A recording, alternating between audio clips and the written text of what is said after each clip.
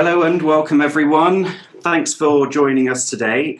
My name's Chris Britton and I'm the head of marketing here at Loqate. On a personal note, I'm absolutely delighted to be hosting the webinar today. I'm so pleased with how many of you have joined us online. We only had 250 seats available and all of those 250 seats are being used. So we're really pleased for everyone who's turned out today. So thank you very, very much for joining us. Of course, we are thrilled and very, very fortunate to have been invited to Billund in Denmark today. It's quite fresh out, but it's dry. That's the main thing. Plus, I wouldn't be able to class myself as British unless I reference the weather. We are here with one of our partners whose brand I'm sure you all know well, and that is, of course, Lego. Thank you very much for those of you who have responded to the survey at the very beginning here. We have only one person on this webinar who's never heard of Lego, but I'm sure by the end you'll have a very good insight as to how they operate. It's a brand I'm really, really excited about, and you can probably hear that in my voice.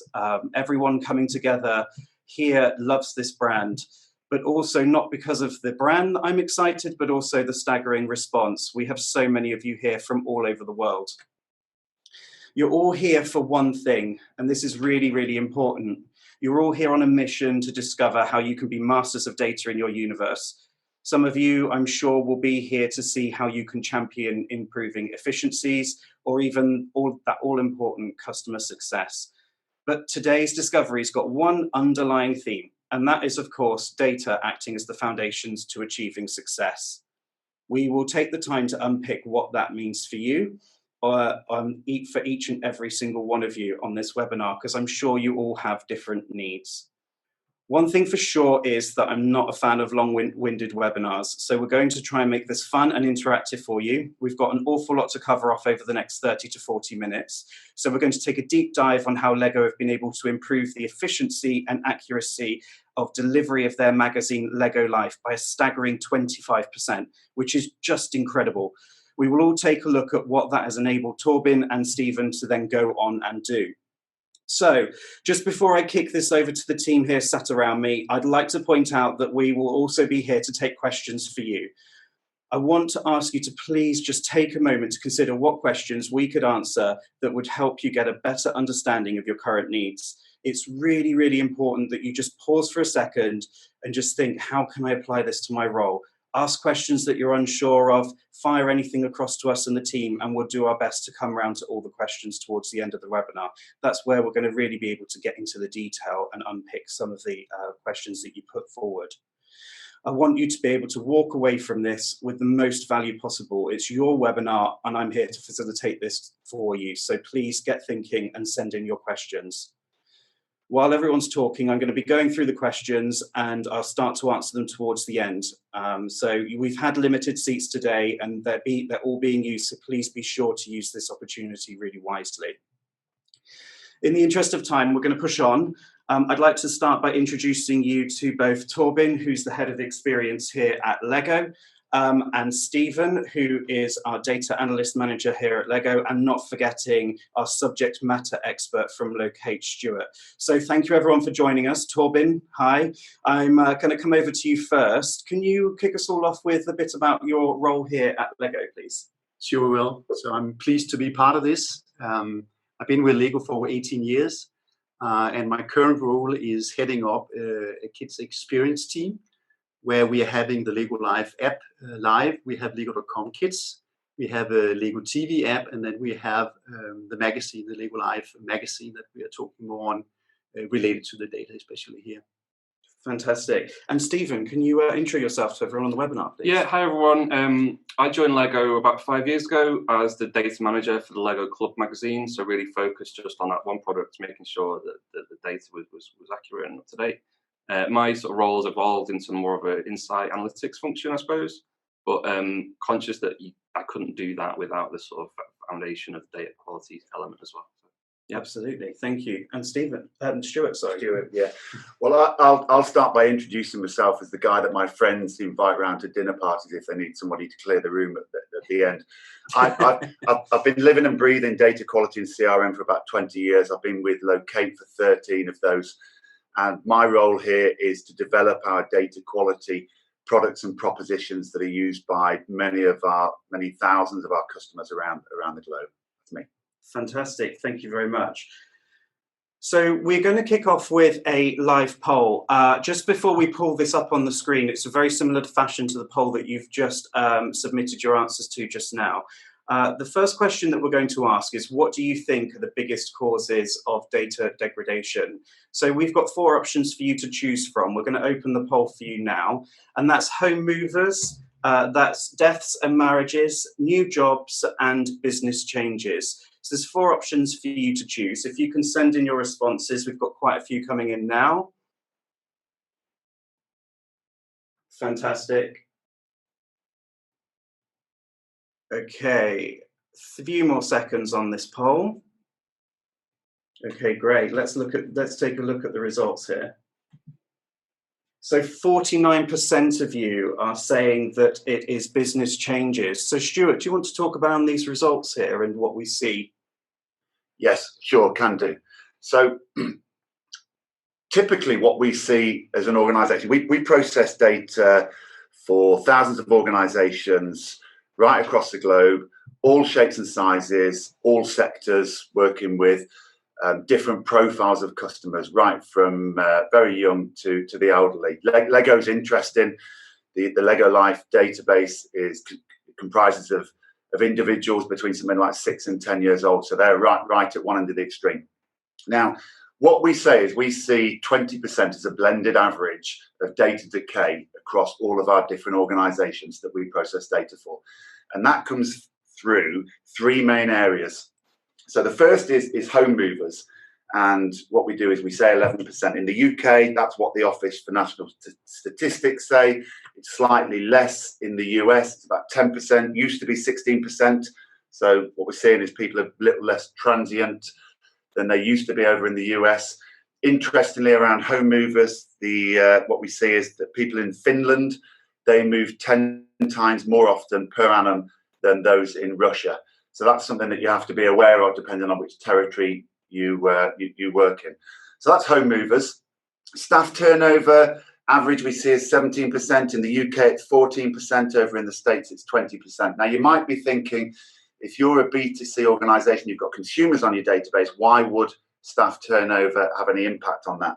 Well, the main reason is if you think about different websites that you sign up for, you might well give your home address, you might well give your business address if you want a parcel to be delivered there.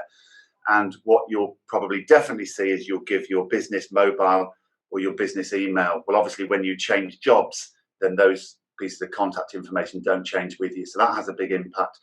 And then mortality, it's a bit of a morbid subject, not great to talk about, but it is important. In the UK, we see 0.9% of the population die every year. Same in the States. The highest mortality rate is Bulgaria, that's about 1.5%, and the lowest is Qatar, 0.15%. So that's kind of how we get to 20%, and it's probably about right for where you are as an average. Fantastic. So 20% of data decaying and degrading year on year. That's an awful lot of data for the businesses, and especially like marketing teams and contact centers would effectively be losing contact with their audience and their customers. But I mean, yeah, absolutely. Just another way of looking at that percentage. If you've got 100 customers or supporters or anybody you're trying to stay in contact with today that you can contact, well, in 12 months' time, you're only going to be able to speak to 20 of those. Okay, so if we roll on then and look 80 of that, Chris, sorry, you're only going to be able to speak to 80% of those. Yeah, absolutely. Okay, so if we roll on and look at the impact then, so we've effectively broken this down into 3 core sections of what the impact of that 20% is. So 20% will be very different for everyone on this webinar. There are some people that will have millions of lines of contact data, and there I'm sure are businesses that have much smaller, in the thousands, lines of contact data. But effectively, they all boil down across the same 3 risks, 3 areas of poor data quality and what those impacts are. So you've got risks, you've got the revenue impact, and you've also got the costs. So can you kick me off with the risks around the business here? Yeah, sure. Well, firstly, just to pick up that, it doesn't matter how many customers or how many individuals you've got on your database, the percentage is always going to be the same year on year. So the 3 impacts of poor data quality. So the first one that I'll talk about is risk. It's probably or potentially the least interesting, the least exciting, but we are seeing it as the most important. There was a study that KPMG researched and launched just recently where they said that 84% of chief executives are concerned that they're making decisions in their business on bad data. Now, you start to look at that number. If you read the research, it's mostly financial data that they're talking about, but financial data actually is driven from the customer database. So if you just start thinking about some of the metrics, what's the average revenue per customer or average profit per customer? Well, to be able to work out that metric, you need to know exactly how many customers you've got on your database. And it'd be a question for everybody listening on the webinar now. How confidently can you answer the question, how many customers do you have? And how has that changed over the last period? Where are they based? What's the lifetime value? What was the cost to acquire them or to retain them? Now, you obviously need an accurate and up-to-date database to be able to answer those questions and drive metrics like average customer value. So the first point is you make bad decisions. Now, the second impact where the risk comes from is you can damage your brand. Another metric that I'll say, an Ipsos study that was recently conducted in the UK said that 57% of UK consumers are more likely to buy from brands that demonstrate a commitment to complying with data protection and privacy laws, which is a lot of conversation around that at the moment. Well, data quality is the first point that individuals will realize that you don't care about data protection and privacy, because you'll be sending out mail that's incorrectly addressed, statements or bills or catalogs or mailings aren't reaching them. So it's the first point that they'll be able to see that you don't care. So you'll be damaging brand. We'll maybe talk about that with Lego later on. And then the third one, and everybody knows about this these days. If you're in the States, you know about the California Consumer Privacy Act. If you're in Europe, you know about GDPR. The fines that the regulators are issuing this year, we've already seen a 300 times increase on the fines levied. So you need to ensure that the data you hold is up to date and accurate so that you comply. So that's the most important. Revenue is a simple one. It's very difficult to maintain a relationship with an individual if you're not maintaining contact with them. If you just think about your general everyday lives, and it's very difficult to maintain contact if you haven't got up-to-date and accurate information. So are you putting your products, your catalogs, your offers in front of the people that you want them to? That's an obvious one. And cost, well, cost comes through waste in marketing budget, communication budget. Oracle recently said that every single duplicate on your database is costing you $100 per annum. I promised you Stuart could talk, didn't I? Yes. So, yes. Fantastic. So we are going to intro you into Lego in just a second and allow Torben and Stephen to speak. But just before we do, we're going to come to our last poll of this webinar. This is the most important poll that you will answer today, and this is the most important question. So before we put the poll up on the screen for you to submit an answer, please just take a time to really just stop and think, what is your position at the moment on this, your data maintenance journey? So the reason that this question is so important is because this is now going to steer the remainder of this webinar. So the answer that you give will tell us how much knowledge everyone on this webinar has and what level of detail we need to be going into. So there's 5 options for you to choose from. Data maintenance is completely new to me. You've analyzed your data. You need to analyze your data and understand the quality. You've analyzed your data and you know the areas that you need to improve. And this could be something through like a data quality audit, or you've had that reviewed externally by another party. You're in the process of cleaning your data for the first time, so you've given the green light and you're going through a data maintenance program, or you have a full-blown handle on the quality of your data, and this is going through ongoing cleansing and management of your data. So we're going to put the poll live now. And if we just give you a few seconds just to respond to that poll. Just while we're waiting for the answers to come in, we've had quite a lot of questions coming in so far. So please do keep your questions coming in. We really do appreciate them. We'll be going through them, as I say, towards the end of this webinar, and this is where we're going to start going into the detail. So I'm just going to take a second and have a quick look at the responses that are coming in. And it'll help us with future webinars as well to understand the sort of level of detail that we need to go into. Absolutely. This is, as I say, this is the most important question to answer. So this will really help us steer the conversation and know where the audience's knowledge is. Okay, fantastic. So 45% of you are saying that you are in an area where you need to analyze your data and better understand your quality. So there's many, many ways that we can do this, and we're going to come on to that into a conversation shortly. There will be some jargon and language that we use, but we're trying to explain everything through the webinar so that you've got a really clear understanding. So now that Stuart set the scene, we're going to come over to you, Torben. I think, first of all, a really good place to start will be just to explain a bit around the Lego Life magazine and how everything's come about here between the working relationship and partner status between Loqate and Lego. Sure. So Lego Life magazine has been around for more than 20 years in different branded different ways and format, but this magazine now, branded Lego Life, has been there for 4 years. Before that, we used to call it Lego Club magazine. At these times, there was 3 different magazines, one for boys, one for girls, and one for younger audiences. Then we've been on a journey where we realized that this magazine for the older boys mainly was kind of, the net promoter score wasn't that sacrificed.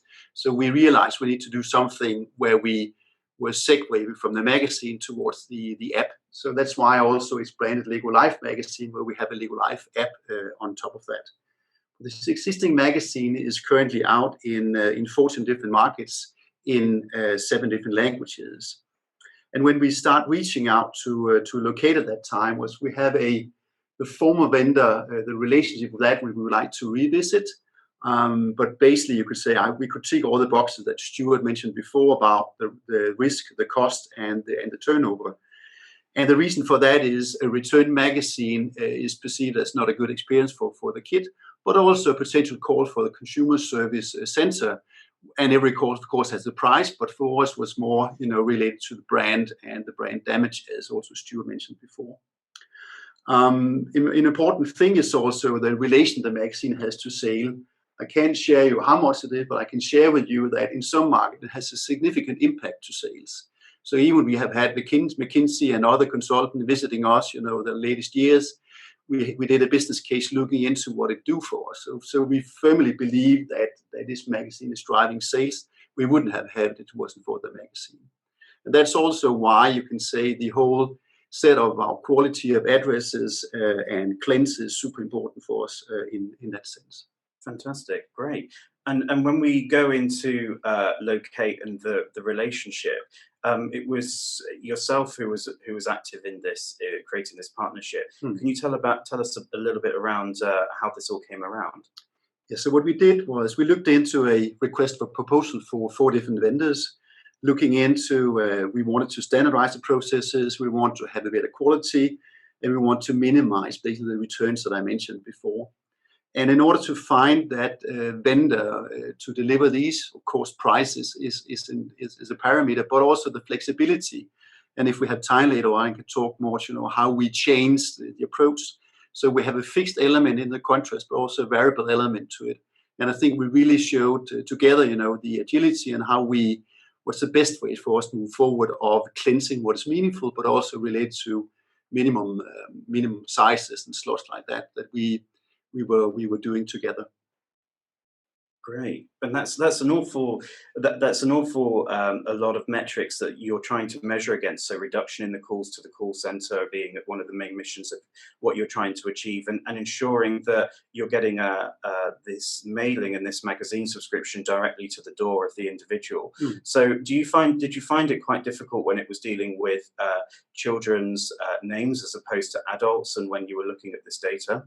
Definitely. So one of the processes, of course, looking into households and a smarter way to do that. Of course, there is the children element to it, but basically it's a household element to it. And I think in that sense, we move the needle in order for us to do that in a smarter way.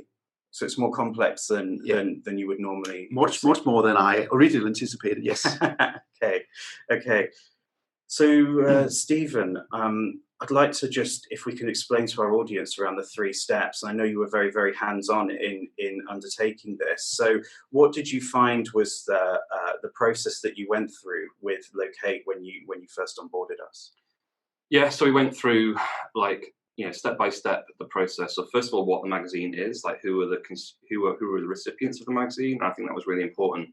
That was one of the things that sort of let us down in the past, was that the previous supplier didn't really understand like who the role of this magazine, which led to the 25% stat we just saw.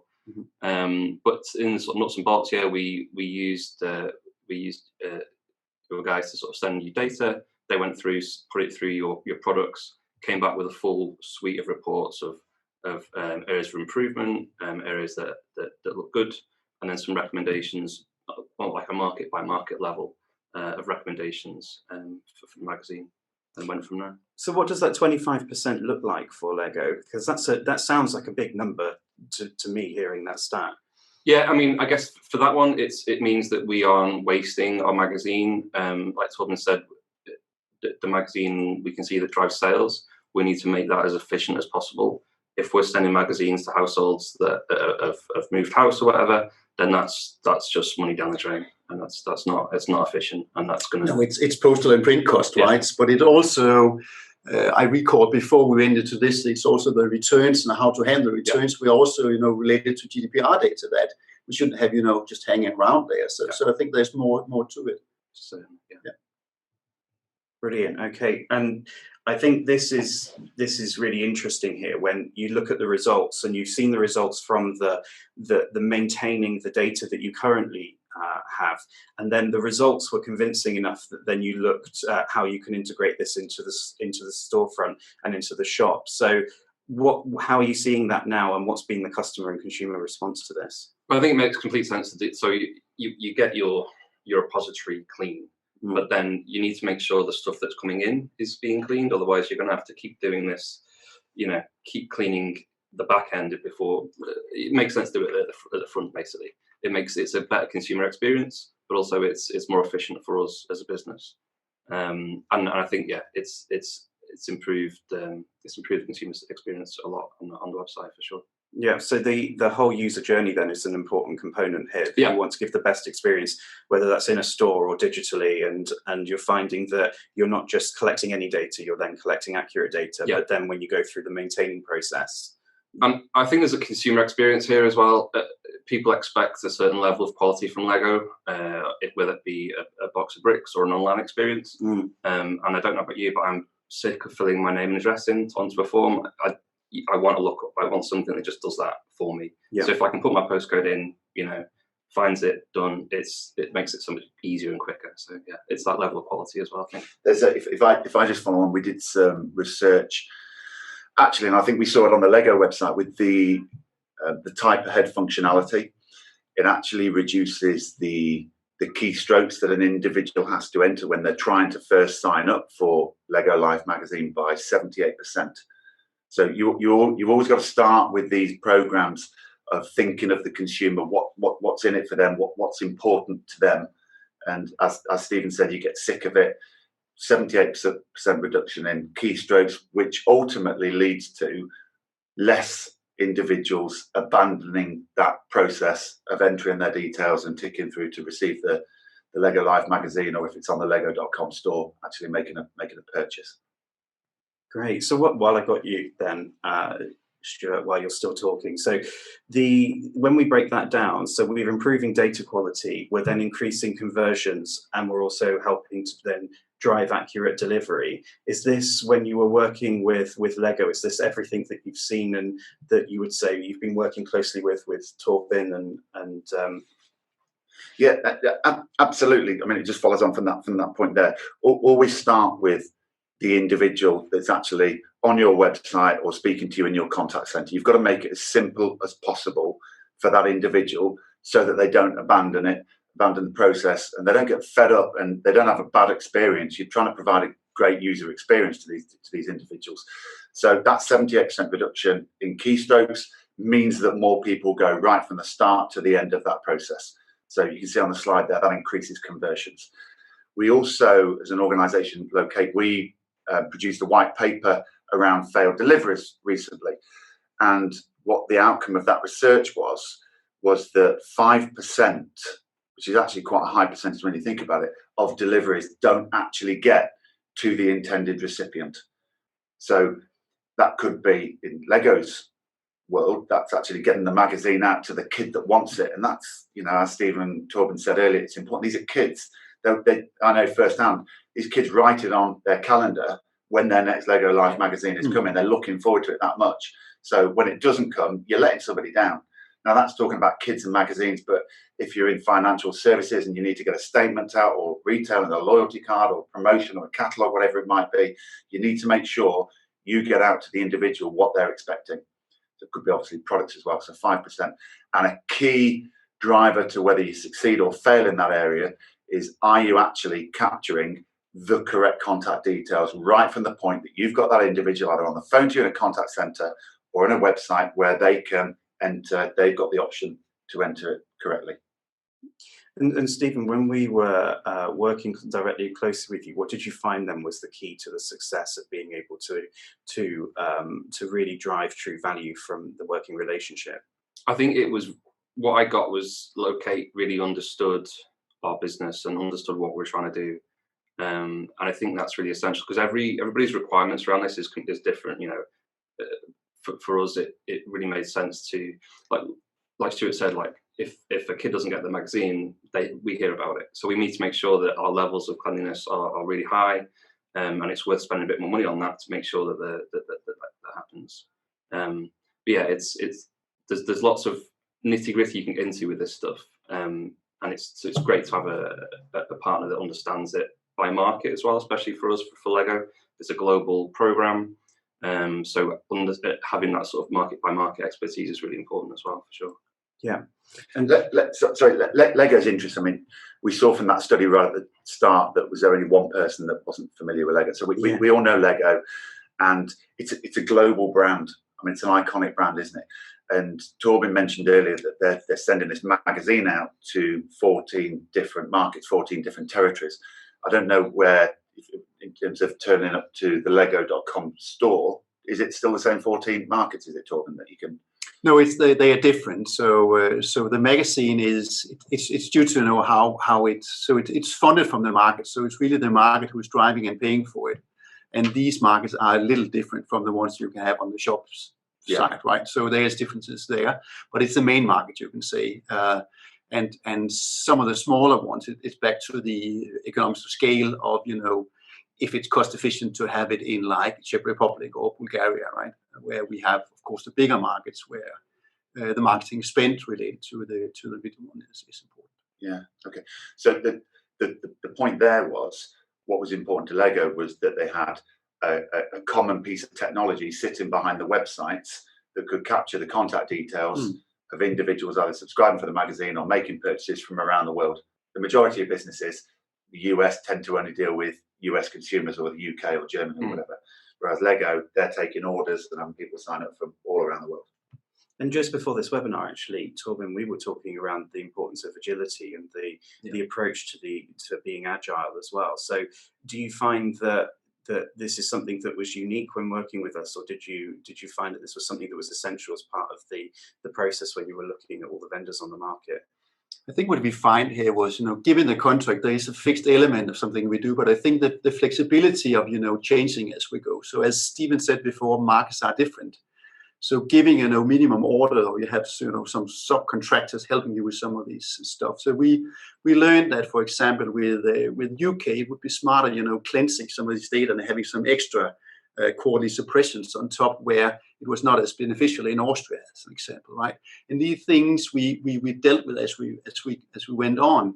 And I just have, in other areas, other vendors where, you need to stick with the contract. So I think the flexibility and agility, learn as we go, discuss with you guys, what do we see, what do we pay, what is smart to do here. I think that's a super advantage, and one of the reasons we really like working with you guys. And it's that continuous improvement as well. So even like last week, you might even know this, but I've been talking to your data guys about a little dedupe thing what we noticed. and I think it affects maybe 50 records on our database, but it's important because those 50 kids want a magazine. So it's trying to understand, like, how can we tweak that rule so we're not locking kids out who should get the magazine, basically. So it's that continuous improvement. Do your big cleanse, but then there's always little things you can do to kind of improve. And then I think there is one more thing related to what we talked about. So that's lead time. So when we started this, whenever, a kid is signing up for the magazine, we would like to, look at the data at the latest possible time in order to make sure we get the first magazine as soon as possible. And that was also one of the things we improved together, in order to cut down lead times as we progress through the process. And we are, Stephen and your guys are very close to these and thereby can, cut a week here and a week there, which is also what's important to us. Mm-hmm. Mm-hmm. Absolutely. So we're just going to look at recapping some of these points here, because there's been a lot of numbers that have been thrown around, and some of these in particular are really interesting. So this point of data decaying at 20% year on year, that's a big number. And I think while this was higher in this instance for Lego when we were originally, I understand you thought that the data was of good quality because it was being maintained at that point. So was this quite a surprise to you then when you looked at these numbers? Yeah, it was a big shock, and it came with a bit of a cost as well, up front. But you've got to think that if we don't cleanse, then you're just wasting. If we just bury our head in the sand, every issue we're wasting money. It makes sense to you pay the money, but you cleanse your database, and then your mailing's much more efficient. But yeah, it was a big surprise. Big surprise, yeah. And so Stuart, around best practice here. So I know that you work with so many businesses, but all sorts that not just Lego alone. So what do you see here consistently as key points that businesses should be looking out for? I think firstly, I'd say that there is no one size fits all solution for every business. Different sectors will have different requirements, different businesses throughout where they are in maturity, depending on which channel they communicate with their customers, and territories as well. So you can't apply a one size fits all solution. And I think probably the best way to explain that is probably where Lego found themselves, in that actually, because they work in these different territories and they've got kids on the database, you actually need to match to the different reference data sets differently. Yeah. Because key to all of this, when you're trying to ensure that you've got the most up-to-date and accurate data that you can on your database, you need to design processes. You need to be matching against different reference data sets that are the correct data sets in each of the different territories. And you need to match to them using the right rules and tolerances that are right for you. And it was where Lego got the greatest impact, was actually a change, I think, on the tolerances rather than the use of different data sets. Yeah. I think best practice, I think where I would start with anything, even if you've got processes in place, as Lego did, is actually run health checks on your data. So to find out where you are, do you know what, it might well be different to where you think you are. You might think you've got a process in place and you've got up-to-date and accurate data. I mean, it's part of GDPR now that you need to have, but it's really difficult to know where you are. I mean, Lego found 25%. It's hard to say how accurate or otherwise you are. So that's absolutely where you need to start. And then, as Stephen said, absolutely revisit that on a regular basis, because we talked about the DG. You could design a process that's perfect for you today, but it's not necessarily perfect for you in 6 months or 12 months. So you do need to be looking at it constantly. Great. Okay, so just before we jump into the questions, then we've had quite a few, so please keep them coming in. I think it's worth just having a quick recap here at what we've looked at today. So I've just been making some notes as we've been talking, some of the points here that I've pulled out. So since 2017, you've been working with us here, Torben and Stephen, working from this RFP status to a partner status with Loqate. And that partner status is important to you because you feel that we're able to understand more about what your needs are and meet the needs from this absolutely point. yes. Yeah. And then with those foundations of trust in place, then we've gone on and we've said about capturing the correct data up front, and you've looked at how you could expand that to the shop front too, on the storefront. Correct. And then at the start of this webinar, we also bounced around some of the few facts and figures. So in the context of Lego, we talked around how when partnering with Loqate, Lego were able to see the opportunity for this 25% improvement on operating efficiency and this customer satisfaction, that it was then a payoff from this as well. And I think it's also really important to remember Stephen's point around finding something right that fits for you. So something that's suited to a solution for both Torben and Stephen. It may not be a solution that's necessarily directly for you, but there is a way that we can work with various businesses of different sizes. Torben, you also mentioned around how agility links back to finding a company that's big enough to meet the needs. And it's also one of the most recognized global consumer brands. So this was a really big and important thing to get right for you, because there's the brand reputation on the line here. So I think let's kick off with some of the questions we've had in today. There's been, as I say, an awful lot that have been coming through. So the first question do you find that there is a misconnect in a lot of the businesses when it comes to creative teams and analytical teams? So is data effectively being viewed differently by different teams within the business? How did you find that here at Lego? I think in this case, it's probably not an issue, but I can see it being an issue in the wider business. For us, this is collecting kids' addresses to send out to send a magazine to. But I think the way that data is surfaced across the business definitely is impacted by someone's sort of frame of reference, I suppose. But for this, yeah, it's not really. I don't think it's really an issue too much on this one. Okay, and did you find that you had any issues with customer records being removed that were still valid? That's another question. Yeah, so that's a good question. And it's something that we looked a lot about, and it's something like what I would say actually best practice is spend time on this, because one of the things we notice is, so you look at a bunch of match rates and you say, okay, is that good? Is that bad? There's no such thing as as a good match rate. I think it's you have to get into the weeds of it and go, okay, trying to figure out is that record be removed or added for the right reasons, and then figure out what those reasons are, and then build that logic into the process. You can definitely spend a lot of time doing that, and we did that with your data guys as well. It reminded me of the request for proposal where we actually did that. So we sent it out a test sample and look into that with different vendors of how's the match rate look like, and that was also one of the criteria here. Yeah, it's a good question. Now with Lego Life, it's one database of children around 14 different territories that want to get the magazine. Now, if you're in a business, for instance, and you're sending out catalogues, and what you might do is you might segment your database, so you've got very profitable customers at the top and much less profitable customers at the bottom. What you might need to then do is look at different processes for each one of those segments. And this is where I was saying don't apply a one-size-fits-all, because to answer that question about potentially over suppressing records, well, you might say the very low profit customers, you might want to err on that side of caution, because actually you're better off not sending something out or not investing in communicating with them, because you won't get a return on it.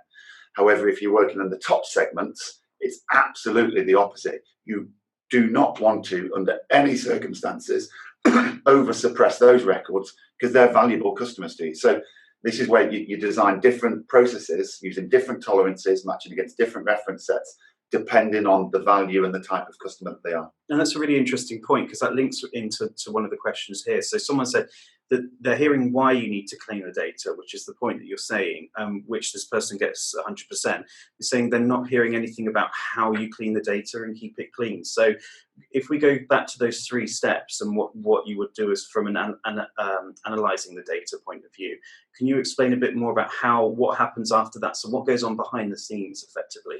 Yeah, okay. So there was a slide earlier where with 3 blocks, which is the process that Lego went through. There's obviously an awful lot more complexity behind the scenes, which is what we do within Loqate. So as an organization, what we do is we take in hundreds of different reference data sets on individuals from around the globe. If I just talk about the UK, for instance, at the moment, what happens then is an organization like Lego will send to us, obviously once contracts are in place and privacy and protection and everything, the data comes across to us, and then we match the Lego customer database against all of these different reference data sets that we have. And then the first stage is we provide what we call a health check report. And this is what we did with Lego. And that was the first point that we said, you know what, there's an issue here. 25% of the records that you're holding are inaccurate. You can then start to have conversations around what do you actually want to do with it. You know the size of the problem now. You can have conversations to understand why it is. What you then do is you agree exactly what matching rules and reference data sets you actually want to match against. We then do that back at Loqate HQ, and we return the data back to Lego in this instance with the different flags matched. So you're getting an overview before you've even started them working on the data. You're passing that overview back and saying, this is what we identify and what we see, and you're visualizing that before you then start working on the data. Exactly. So our commercial team, when we first engage with different brands, one of the first questions people will say, well, how much is it going to cost for us to have an up-to-date and accurate database? And the answer is always, we have absolutely no idea. I mean, what Stephen was saying, that they were shocked originally when the first proposal that came out, because there was quite a significant issue. If you're in another organization, there's some brands that we work with, I mean, everybody's loyal to Lego, but there's some brands that as soon as they change their contact details, they'll be on the phone to that brand because they want the catalogue to come through next month or next week, or the email or the offers or whatever. So everybody's very different. It's not until we actually take the data from the organization, match against all these different reference data sets, provide the health check, and then there's the discussion document where you can start working out and designing the process. Great. And we've had another question that's come in around prioritizing data opportunities. And the question is if you had any unusual or unexpected learnings from the process. So I'm looking at Torben and Stephen's face at the moment, thinking they're questioning it. I mean, the 25% hit was pretty unexpected. So that was a good learning. I think, right at the start of the process, one of the things I liked about it was that the data guys were in the room as part of the sort of sales pitch, which is really good. So we talked through a lot of like nitty gritty from as a data person. That was really good, you know, in the initial chat. So we went through a lot of that then. I'm trying to think if there's any surprising things. I can't think of anything. The one that I can was, like some of the minimum prices for the smaller markets, right? So would we cleanse these, the quality suppressions? Would we do it a full year on a quarterly basis? I think there was something there. And of course, one is the minimum value, but if you look at, the number of records you have in specific markets, so we did adjust, what makes sense. But not a big deal. I think the one that Stephen mentioned was probably the biggest one, but wow. That's a lot. So how do you deal with this? And the market who had to pay for it was kind of, whoa. But then when we got over it and knew that the foundation was, in a much better place moving forward, which was basically, Absolutely. That's interesting. Where I talk about it not being one size fits all. Well, Lego haven't got a one size fits all process, because you process more frequently for certain territories, picking up on your point there, than other territories. And that's based on when the magazine goes out, the minimum order values that you said, the number of records that you've got in the database, and then also, of course, different territories, you get different changes. So I think that was, you've changed that. I think when you first launched it, it was all the same level of frequency. I mean, we at Loqate, we work with businesses that process data on a daily basis because they need to, because they act on it on a daily basis. Yes. You've got certain Lego, you do it quarterly and annually. You'll get an awful lot of businesses that just do it annually as a strategic thing, that once a year we clean the database, so it's then up to date and accurate at that point, and then obviously decays over the next 12 months. Okay, and my last question, and thank you everyone. I just want to say thank you so much for sending all your questions in. I'm just going to fire this over to Torben and Stephen again. What in your words, what does the partner status, the Loqate partner status involve? What does that sound like in your words? I think for me, it's building a relationship with a trusted partner, right? So this is super important data So all the regulations and all the things are in place. So building that trust and then improve together is what it means to me. Yeah, I think that's a really good word for it. And I think that continuous improvement is really important. Yeah, it's about understanding the business and working closely on a regular basis on a sort of shared goal. I think that's a good way of putting it. Brilliant. Okay, so just before we wrap up, and I appreciate everyone staying on because we are running just slightly over. I just want to say that obviously at the beginning of today, we asked you a very loaded question at the beginning of this webinar, and that was what your last recollection was of Lego and when you were last playing with it. There are so many people who are avid fans, and over 50% of you were playing with Lego over the weekend. So that's a phenomenal response to see. Either there's a load of kids on the call, or big kids, so it's absolutely fantastic to see. Obviously, this could be very, very different story. You may have had a very different brand journey if you hadn't have received things like Lego Life. So I think that's a really important message to remember is how well established the Lego brand is, and making sure that is maintained and consistent on an ongoing basis. And bringing that back to your childhood and your fondest memories of Lego, and then finding that this is a brand that still resonates with you and you're still using Lego on an ongoing basis. So this is a really great takeaway point from today's webinar. Lastly, I just want to give also a massive thank you to everyone who's worked on pulling this webinar together. So all of the people who are working behind the scenes, reading the questions, checking that the tech is working and it's all flowing as it should. And I also obviously want to thank Torben and Stephen for your time, and Stuart also for your time and for hosting us today. So thank you very much, everyone.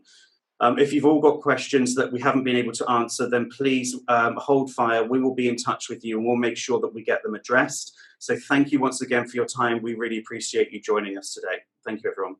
Thank you. Thank you.